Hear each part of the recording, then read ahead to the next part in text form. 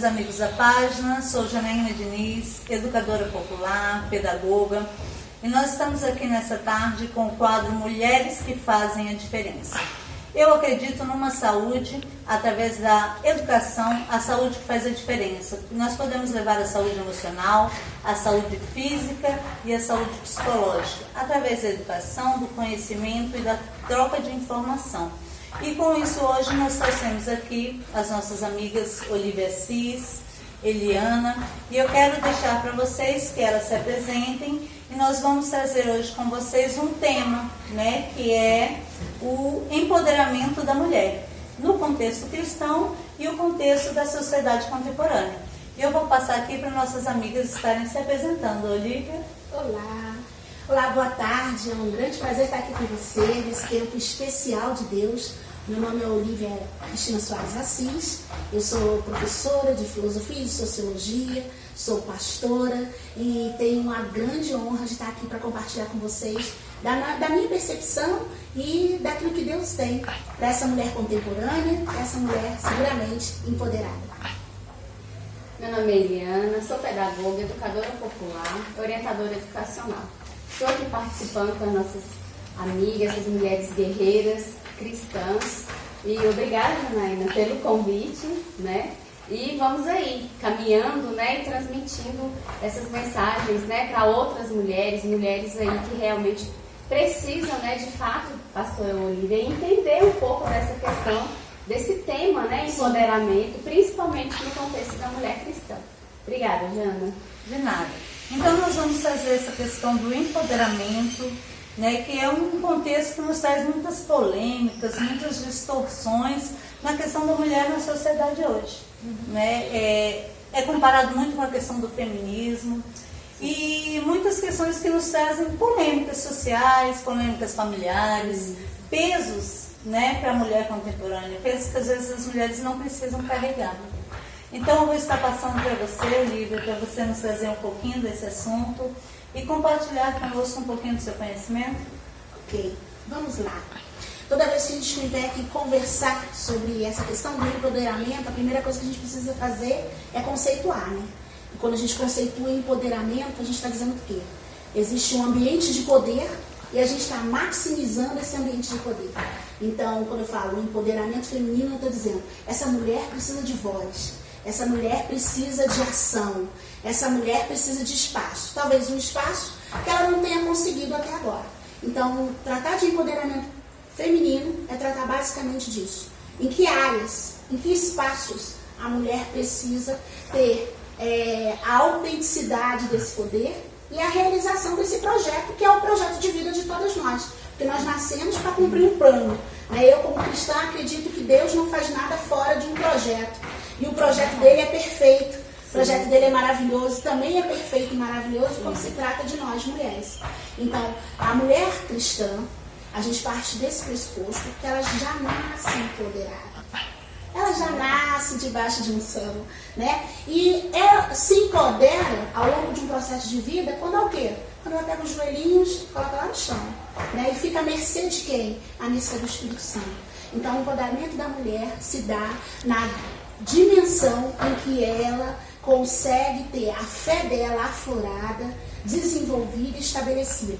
E da onde ela tira isso, né? Se ela já nasce assim, da onde ela tira bagagem para tudo isso? Na palavra de Deus. A Bíblia traz para nós exemplos de mulheres incríveis e mulheres que foram empoderadas ao longo de uma história.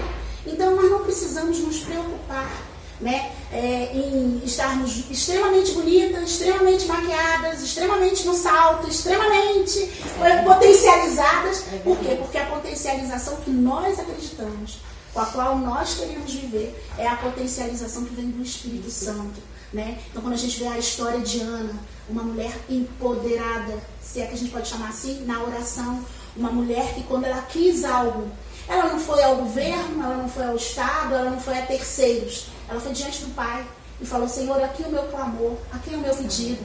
Se a gente for pensar mais à frente um pouquinho e pensar em Maria, outra mulher, outra jovem mulher, né? Ela é uma menina, se a gente for olhar o contexto histórico, teológico, ela era muito jovem, mas ela estava ali e sabia conceitos fundamentais para a vida dela.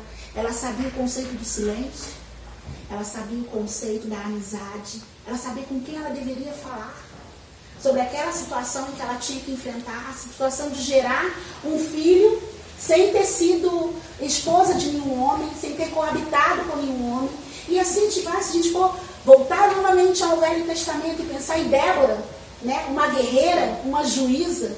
Então, nós precisamos dividir esses parâmetros, dividir esses ambientes de análise sobre isso. Talvez a palavra empoderamento ela esteja hoje muito vulgarizada, porque ela está sendo usada em vários sentidos, por várias coisas, mas ela às vezes foge do seu conceito original e foge daquilo que ela deveria transmitir. Porque as palavras elas têm conceitos e os conceitos precisam transmitir coisas que transformem vidas, né? E me explica uma coisa, em relação à sociedade hoje, porque se fala muito, e até nesse momento atual que nós estamos vivendo, que é um ano político, né? Um ano político, se fala muito do empoderamento da mulher na política, e existe muito hoje essa questão dessa briga pelo poder, da mulher ter que estar lá, de disputar esse espaço e realmente, perante a sociedade, existe essa dificuldade, né, da mulher realmente ocupar esse espaço. Ela realmente precisa, ela tem essa dificuldade, né? O grau, a quantidade, a proporção de homens para as mulheres realmente são maiores e ela tem realmente essa limitação. Como é que você vê esse contexto hoje para esse empoderamento da mulher na sociedade gerado na política? Pois é, a política é um ambiente em que, eu volto a repetir, as mulheres sempre estiveram lá. Mas elas estiveram, como você coloca muito bem, sem condições de verbalizar as suas ações, sem condições de se manifestarem.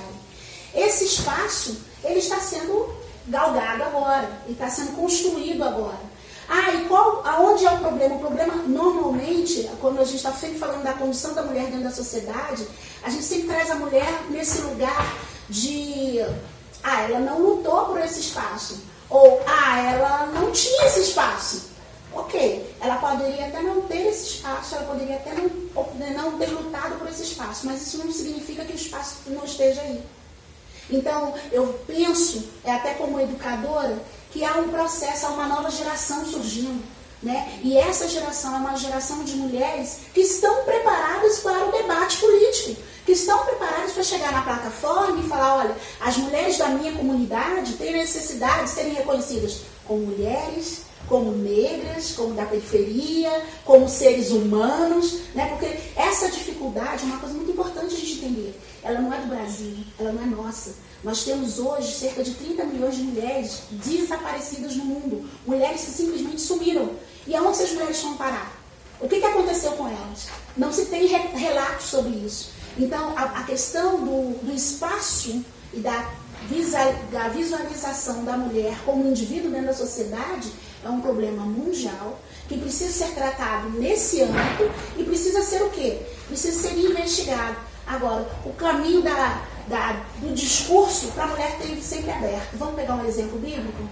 Maria e Marta. Onde ela estava? Onde Maria estava? Aos pés de Jesus. Provavelmente ali era uma reunião masculina, né, de assuntos dos quais as mulheres não eram chamadas. Mas quem estava protagonizando aquela reunião não falou para ela sair. Não falou assim, você é mulher, tem que estar servindo. Não, foi uma outra mulher que questionou a postura dela ali. É essa mudança que nós precisamos fazer. Entendeu? E Jesus foi de incomparável colocação naquele momento que ele disse, ela escolheu a melhor parte. Eu acredito que as mulheres cristãs, elas precisam se apropriar da palavra de Deus nesse sentido. Está escolhendo a melhor parte? Onde você está agora? Você está se colocando onde você precisa estar? Para isso, é aquilo que a gente falou. É por isso que a mulher cristã é uma mulher empoderada, é uma mulher que sabe a sua identidade. Eu adoro esse termo, mais do que empoderamento. Qual é a sua identidade? Quem é você? Se você sabe quem é você sabe onde você está, você sabe que lugar você deve ocupar e ninguém vai ocupar aquele lugar que é seu. Porque ele é seu, ele é proporcionado por Deus. A palavra de Deus diz que na casa do nosso Pai tem muitas moradas. O espaço que é para você, é para você. Eu imagino a casa do Senhor com uma casa grande, cheia de quartos. e tem um quarto especial para mim, onde as minhas habilidades e as minhas competências são valorizadas. Débora teve dificuldades? Teve, mas ela só enfrentou. Toda mulher tem, né? Sim. E como você vê essa questão da rotina, dessa confusão entre empoderamento e autoridade? Porque, assim, existe essa questão, né? Porque o empoderamento, ele te dá uma postura e a questão de você se colocar como uma autoridade na situação te gera outra postura. Existe aí essa confusão que foi gerada entre as mulheres. Entre algumas mulheres. Algumas mulheres, né? Nem todas As mulheres, nós sabemos disso. Quando a mulher sabe a sua identidade, ela sabe exatamente diferenciar isso aí no seu dia a dia, na sua rotina de mãe, de esposa e no trabalho. Mas como é que você coloca aí essa questão? A quem que você coloca essa confusão aí? Pois é, a confusão ela vem de vários caminhos. Vem do caminho histórico, porque a história às vezes é contada por pessoas que não conhecem bem a história, né? Então chega e fala, conta uma história da Janaína, mas não é bem a história, porque é a história que a Elaine me contou dela, e aí a história já não é mais tão história. Então nós temos o contexto histórico que de alguma forma nos destruiu nesse processo, e nós temos o contexto bíblico que não tem erro, né? A autoridade ela é dada por Deus, é o que diz a palavra. Então, aí eu vejo a questão da autoridade como um grande instrumento de equilíbrio, né? E um equilíbrio fundamentado na lei. O que a lei diz? A lei diz que se eu soltar um objeto aqui agora, ele vai cair, porque existe uma lei maior do que o meu querer, que vai dizer que ele vai cair. Entendeu? A partir do momento em que você é chamado a exercer uma autoridade, você vai exercer aquela autoridade porque há uma lei que te habilita aquilo. O grande problema é que muitas vezes as pessoas querem exercer poder, mas ainda não entenderam o que é a lei e muito menos o que é a autoridade. Então a autoridade ela é algo que ela é entregue a outro, eu te autorizo e eu legitimo essa autoridade. Então Max Weber, um sociólogo contemporâneo, ele vai falar isso com muita propriedade. Ele vai dizer, olha, eu para seguir uma lei, eu preciso absorvê-la. Eu preciso dar legalidade a ela. Eu preciso entendê-la. Ninguém obedece lei que não entende. Então, essa é a questão.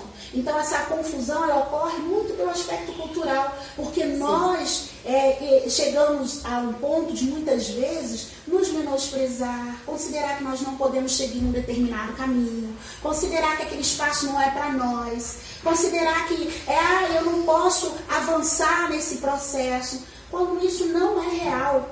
Do ponto de vista intelectual, do ponto de vista espiritual, do ponto de vista emocional e psicológico. E há uma questão muito importante. Aquilo que eu tenho, quando o Senhor fala pra gente em Paulo, né, que a gente deve fazer uma metanoia, quer dizer, uma transformação da nossa mente, é porque aquilo que eu penso aqui se realiza, se materializa. E só vai se materializar se eu tiver esses conceitos claros para mim. Sim. Não é? Eu sou autoridade. Dentro da minha casa, eu sou autoridade. Eu digo a hora do almoço, a hora do jantar, eu digo se vai ter almoço naquele dia. Hoje não vai ter almoço. Olha eu. Não é? E isso não foi uma coisa que foi preciso eu gritar. Não foi preciso eu bater no marido, né? Nada dessas coisas terríveis que a gente vê acontecendo, abusos dentro do contexto familiar não foram necessários. Não foram necessários por quê? Porque a autoridade está estabelecida. Então, é importante que as mulheres que estão nos assistindo, que elas tenham esse entendimento. Olha, você tem um lugar especial, um lugar feito para você, um lugar de autoridade, que foi dado por quem? Foi dado por Deus. Ele predestinou você para isso. Desde o ventre da tua mãe, já diz a palavra. Por quê? Porque lá ele já fazia o quê? Ele já investigava, ele já te dava instrumentos, quando eu falo de competência e habilidade, que é uma linguagem pedagógica, né? Quando eu falo de competência e habilidade, a competência e habilidade nas crianças, elas não são desenvolvidas quando elas são adultas. Elas são desenvolvidas lá no berço, na primeira mamada, né? É aqui que você vira pro menino e fala, ó, vai, pega perto, né? Ó, sou eu que dou voz de comando aqui. Então nós precisamos fazer isso. E muitas vezes, nos últimos anos, nós como mulheres cristãs, nós fomos tão bombardeadas, né, com falsas informações, com mentiras, né, a nosso respeito. Falsas ideias, né, a respeito do outro, a respeito do que é um casamento, do que é uma vida feliz, do que é ser uma mulher que com autonomia, com identidade, com destino. A gente recebeu essas informações. Uma porque nós fazemos parte de uma cultura que eu acho que agora está tendo um renovo da primeira geração de mulheres absolutamente cristãs, que creem e que buscam essa verdade. E outras porque é a vida, o tempo que Deus escolheu para nós. Mas olha que boa notícia. Deus nos escolheu para esse tempo. Então é porque Ele nos capacitou para transformar esse tempo. Muito bom. Te fazer uma perguntinha, vou te dar um exemplo meu. Sim. E te fazer uma pergunta, logo em seguida eu vou passar para a Eliana, tá? Te fazendo umas perguntas. Você sabe que eu tenho uma vida cristã, né? E que eu tenho a minha vida social, meu trabalho e reuniões. Você acha que o empoderamento pode corromper a vida social das mulheres cristãs? Como é que você vê essa questão? Porque eu sou questionada muitas vezes. Porque assim, eu tenho a minha vida social, muitas vezes eu saio para os meus compromissos de trabalho, né? E como você falou lá atrás em uma das suas falas, muitas das vezes as reuniões, em sua maioria, são homens, né? E eu sou questionada. Sou casada, sou cristã, meu marido é pastor, e eu estou nessas reuniões sozinha. E o que você acha dessa questão? O empoderamento pode corromper a vida social das mulheres cristãs? Como é que você vê isso? Uau! Eu acho que é uma coisa mais de comportamento, né? É muito de comportamento, por isso que eu falei uau. Eu perguntei para ela porque a gente já tem alguns anos de conhecimento, de convivência. Então, Jana, olha só. Se a gente for olhar para o ponto de vista do conceito de empoderamento na mulher atual, sim, porque você é levada aos lugares para exercer, digamos assim, um papel e ter ali uma figura pública que muitas vezes não é nem aquilo que você acredita, né? Agora, se for olhar para o ponto de vista de serva do Senhor, a palavra do Senhor diz que nós somos livres. Sim. Diz que se conhecerem a verdade, e a verdade vos libertará. Se eu sou livre, eu posso ir a qualquer lugar. Entendeu? Debaixo, claro, da autoridade do meu esposo, debaixo da cobertura espiritual dos meus líderes, da concordância, da cobertura espiritual dos meus líderes, né? Isso é fundamental. Então, assim, não há o que...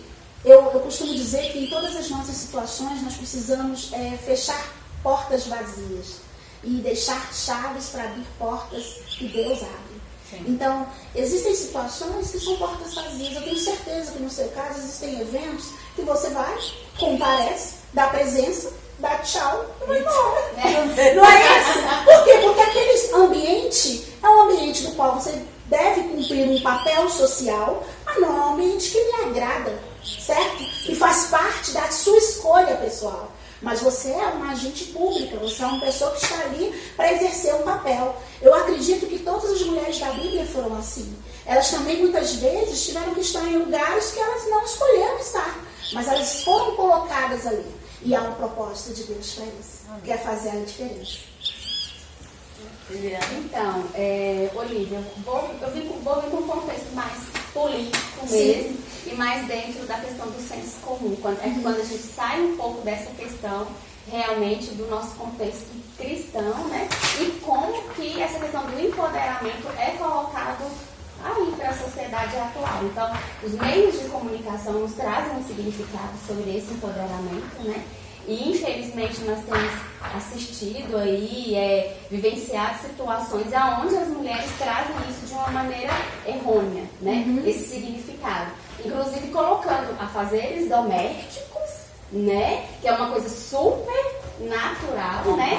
Normal de você acordar pela manhã, né? Você teve aquela escolha de se casar, então você é responsável pela sua casa, pelo seu lar. Inclusive, muitas mulheres não se sentem empoderadas porque tem que lavar uma louça, lavar um banheiro, estender uma roupa, né? Então, assim, eu queria entender um pouco esse processo. Como nós, né, que realmente, como nós mulheres podemos, de fato, estar orientando, inclusive, essas mulheres a desmistificar isso, né? Que não vai ser porque você lava uma roupa, exerce uma coisa natural. Porque muitas mulheres, eu não vou fazer isso, né? sou empoderada, eu trabalho, inclusive, muitas mulheres veem essa questão do empoderamento muito relacionada a questões financeiras, inclusive. Né? Então, eu trabalho, eu tenho meu salário no final do mês, não dependo de ninguém, estou saindo, meu marido sabe o horário que eu chego, eu volto. Acabou, né? Tem essa questão de não dar essa satisfação. É claro que a gente está falando fora de um contexto cristão, né? A mulher cristã, não. Né? Nós somos orientados por Deus, nosso Senhor Jesus Cristo. Então, a gente realmente tem mais essa questão da sabedoria conosco. Quando nós não temos a sabedoria, nós vamos colocar o joelho no chão, vamos orar, vamos buscar. Então, eu queria saber a sua opinião mais no contexto mesmo político, educacional, a sua experiência dentro de escola, inclusive com outras professoras, né? Que eu também sou professora, então eu já tive, assim mesmo, problemas seríssimos, assim, de mas eu não vou fazer isso porque isso não é o meu papel, né? E aí coloca muito essa questão, meu marido que se vira com isso. Interessante a né? colocação dela, que outro dia nós conversávamos e uma colega falou que não houve o pedido de casamento, que ela não ia aceitar porque ela estava empoderada. Ou seja, E aí? ela já tinha a libertação financeira dela, inclusive, assim, uma profissão bem bacana, que traz um retorno muito bom. E ela falou que não. Aí eu brinquei, eu falei, não dá pra ser empoderada e casada? Né? E ela fez essa colocação. É uma situação bem delicada, né? Sim, Eu consigo desenhar dentro de um quadro de atrofia social. Né? Uma atrofia lamentável, e profundamente lamentável, porque é exatamente em função dessa conceituação equivocada do empoderamento. Uma conceituação totalmente instruída por um sistema capitalista. Então, se eu tenho dinheiro, eu posso. Né? O poder é estabelecido pelo financeiro. Né? E isso deturpou o plano inicial. Isso deturpou o plano, inclusive, natural. Entendeu? Porque cuidar de si é um aspecto natural. É natural que eu saiba cuidar de mim. Que eu saiba cuidar da minha alimentação, que eu saiba cuidar da minha roupa, que eu saiba cuidar das minhas coisas. Porque, afinal, elas são entregues à minha pessoa. Então, eu preciso arcar com isso. E esse discurso, que é um discurso absolutamente contemporâneo e atual, é um discurso que destrói a mulher na sua identidade. Entendeu? Porque nós temos uma identidade dada por Deus e essa identidade, ela é suave, ela é plena, ela é tranquila, sabe? Ela é agradável. Então, essa construção, ela vem realmente destruir os valores que a mulher poderia ter e poderia estabelecer. Eu fico com pena dessa moça porque perdeu um casamento. Perdeu um casamento, meu Deus, gente. Eu percebi que essa realidade da sociedade hoje pode levar as mulheres à solidão. E leva à solidão, e eu ia tocar nesse ponto agora. Quando a gente fala da estrutura do comportamento, esse comportamento tem levado as mulheres à depressão e à morte. A depressão e a morte. Por quê? Primeiro, porque nós não fomos criados para nós mesmos. Você nunca viu o seu rosto. Existe um filósofo oriental que ele traz isso com muita propriedade. A maior prova de que nós não somos feitos para nós mesmos foi porque você nunca viu o seu rosto. Eu já vi o seu rosto. Eu sei exatamente como é que é o desenho do seu rosto. Mas você não sabe. O que você vê todos os dias é um reflexo do seu rosto no espelho. Né? Então isso é uma prova de que nós não fomos feitos para nós mesmos. E a gente foi feito para o outro, para se relacionar com o outro, né? Agora, o que aconteceu? Por que essas dores vêm tão à tona e com tanta força?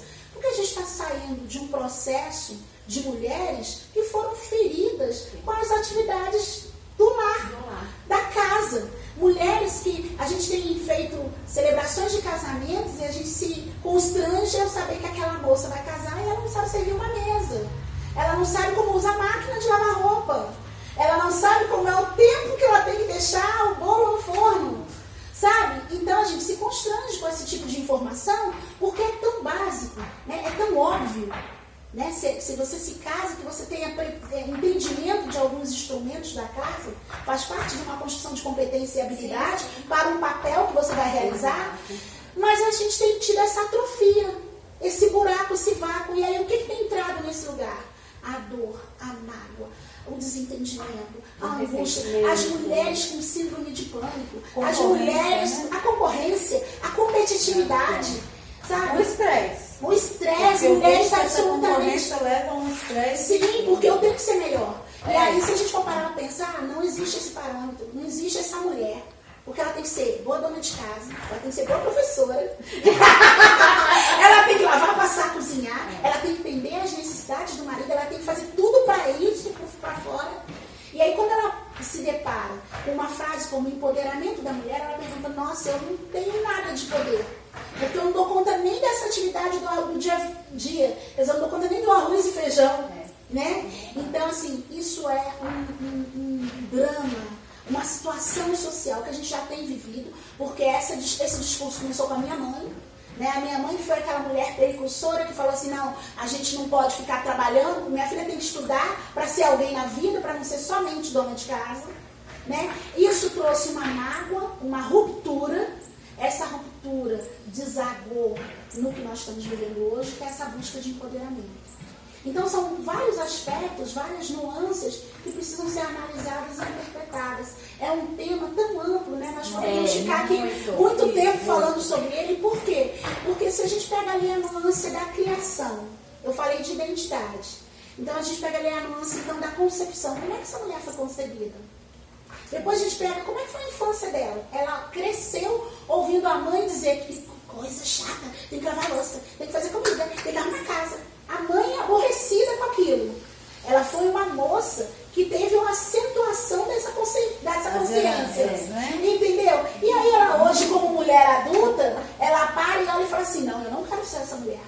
Eu não quero ser essa mulher que vivia cansada. Eu quero ser a mulher da revista. Eu quero ser a mulher da novela. Eu quero ser a mulher que está sempre com a unha feita, cabelo escovado, está sempre linda, maravilhosa. Só que essa mulher, ela não é real.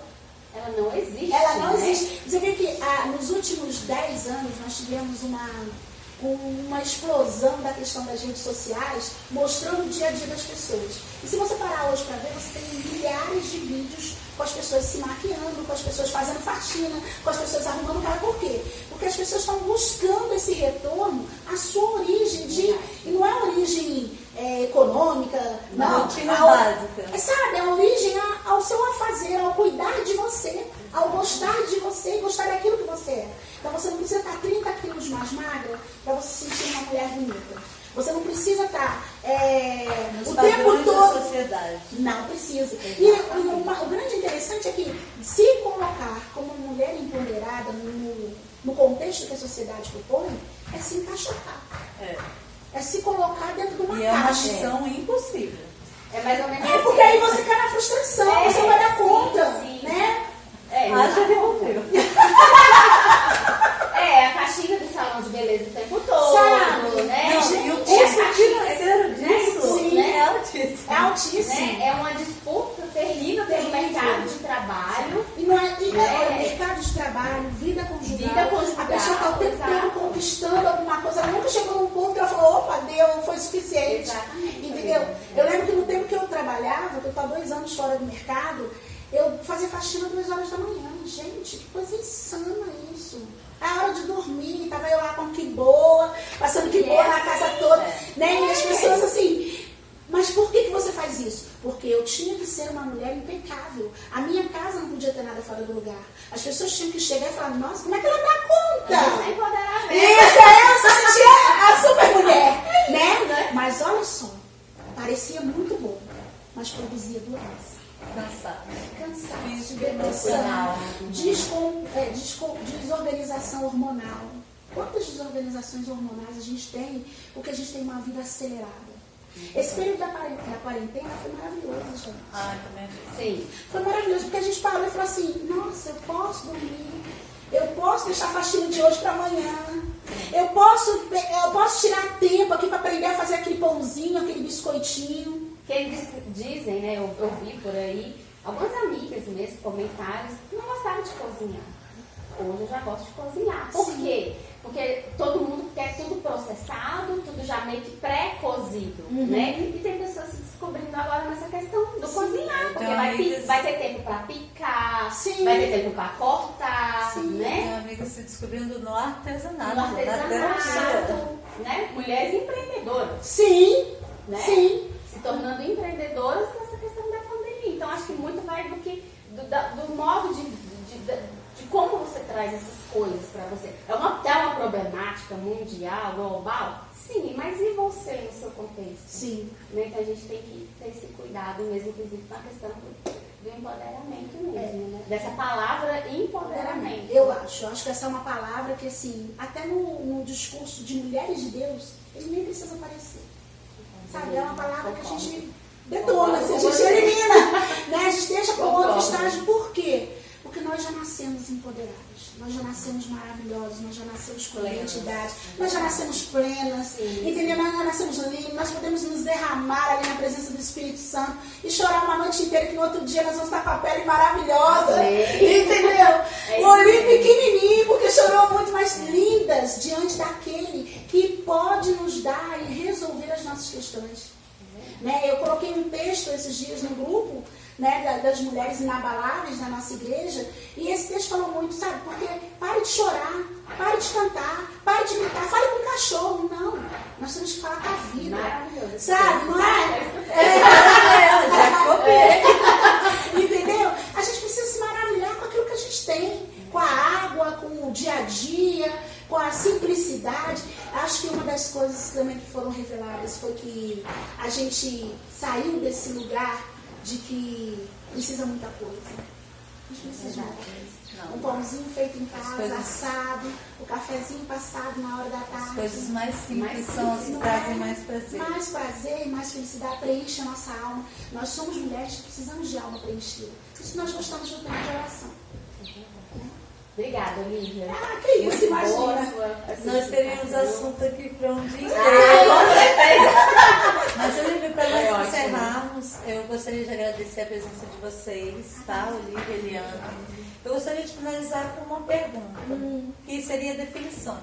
Sim. Definições de duas palavras, assim, muito, se puder dar aquela encurtada. Sim. Que é a questão do feminismo, né? E a questão do... Sororidade? Da sororidade, que é uma palavra nova, que virou uma moda, e as mulheres estão aí com a sororidade, nós falamos sobre isso aquele dia. E assim, tem se usado muito, né? E eu vejo que tem se usado de uma forma muito deturpada. E eu queria que você só definisse para nós aí essa questão. Ok. Bem rapidinho? Bem rapidinho. Difícil pra mim, bem rapidinho, mas eu vou tentar. Eu não queria que fosse rapidinho, porque tá ótimo, tá? Mas vamos lá. Feminismo, a gente vai definir como ideologia. Feminismo é uma ideologia que não cabe às mulheres cristãs. Porque nós somos femininas. Então, vou repetir. Feminismo não cabe a mulheres cristãs. Por quê? Porque é uma fundamentação ideológica. E qual é a nossa ideologia? É Cristo. Simples assim. E sonoridade, sabe, simpatia, empatia, sabe, irmandade, sabe, paciência, amor, cativar. A palavra do Senhor diz que nós devemos amar as pessoas. Amar as pessoas, independente do que ela faça. Eu não vou te amar, Janaína, por aquilo que você me faz. Eu vou te amar porque Jesus Cristo morreu numa cruz e falou para mim assim: ame aquela que é minha filha. Ela é minha filha amada. É por isso que a gente ama as pessoas. Então, sonoridade é isso. É eu me colocar no lugar da outra pessoa para amá-la. Sem julgamentos, sem preceitos. Agora, da mesma forma que eu espero e eu entrego todo esse meu instrumento, né, de amor, de compaixão, de carinho, de atenção, eu também espero receber. E muitas vezes no meio cristão, a nossa maior dificuldade não é sermos mulheres, é sermos mulheres cristãs. Porque parece que estamos sendo cobradas além daquilo que nós deveríamos ser. Ah, você é cristã, então você tem que ser. Não, eu sou cristã, então eu tenho que ser de joelho no chão e olho na presença. É isso que eu tenho que ser. Mais do que isso, não precisa. Porque o mais não vem do material, vem do espiritual. E o espiritual não vem de mim, vem do Senhor. Muito bom.